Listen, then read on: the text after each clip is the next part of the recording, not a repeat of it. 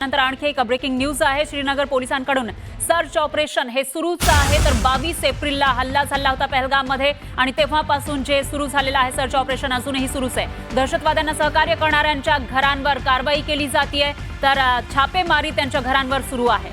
श्रीनगर परिसरामध्ये पोलिसांकडून शोध मोहीम ही सुरू आहे आणि याच्यामध्ये ज्यांनी त्या दहशतवाद्यांना सहकार्य केलं होतं अशा लोकांच्या घरावर छापेमारी केली जाते। तेव्हाची दृश्य आपण बघू शकतोय। श्रीनगरच्या पोलिसांकडून ही जी कारवाई आहे ती सुरू आहे। एकीकडे यंत्रणांकडून त्या दहशतवाद्यांचा शोध घेतला जातोय पहलगामच्या आसपासच्या जंगलांमध्ये, त्या परिसरामध्ये, तर दुसरीकडे जे काश्मीरमधील श्रीनगरचे पोलीस आहेत त्यांच्याकडून ज्यांनी सहकार्य केल्याचा संशय आहे त्या दहशतवाद्यांना त्यांच्या घरावर अशा पद्धतीने छापेमारी केली जाते।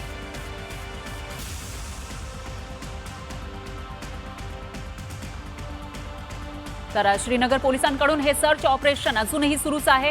ज्यांनी त्या दहशतवाद्यांना सहकार्य केलं त्यांच्या घरांवर ही छापेमारी सुरू आहे। त्यांची काही लोकांची ज्यांचं नाव समोर आलेलं होतं त्यांची तर घरं उद्ध्वस्त करण्यात आली होती आणि आता जे संशयित आहेत ज्यांनी सहकार्य केलं असेल त्या दहशतवाद्यांना, ज्यांनी 27 लोकांना ठार केलेलं होतं पहलगाममध्ये, आता त्यांच्या घरावर अशा पद्धतीने छापेमारी केली जाते।